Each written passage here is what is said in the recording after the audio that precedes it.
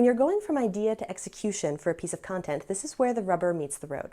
You've got your concept, the idea that serves your main goal, and you know how you're going to measure if it's working. And now you need to create something that your audience is going to love and is going to be very well suited to the platform that you're going to be releasing it on. Considering that platform is one of the most important steps when you are trying to actually create something based on the idea you have.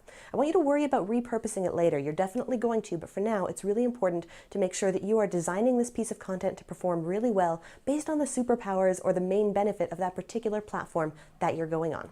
So here's a couple of examples of that. If you're writing a blog post, you can get lots of links in there. Consider other experts that you might want to reference, other content that you've made, tools, services, and books that you recommend, and what your main call to action is going to be.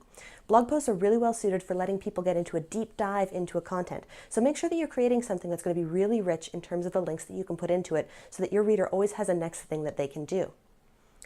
If you're going to be recording a podcast, think about what your audience is going to be doing when they're listening to it. And also, if you're interviewing a guest, what kind of audience they have as well.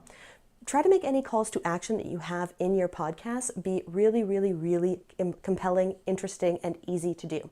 Because there's a lot of friction in podcasts, you're going to be focusing on getting really interesting, innovative ideas out there and having a deep, interesting conversation about the topic. And when you do a call to action, it should be compelling enough that someone remembers to do it later, since they're probably not going to be in a situation as they're listening to act on it right away. If you're filming a video, remember other videos that you've produced in the past, and you can make playlists and whole experiences that people can have while they're on that platform. YouTube is also fantastic for external linking to other content. So if your video has a strong relevance to a product or a service or an opt-in that you have, you can add those to the end screens as well.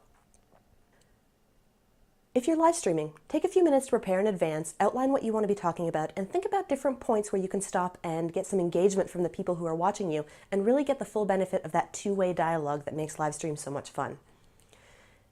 Finally, if you're creating images, then consider the alternate descriptions and the links that are going to be around with it. This is where your branding is going to fit in, and this is how you're going to get those clickbacks, links, and brand recognition that you're aiming for with this type of content.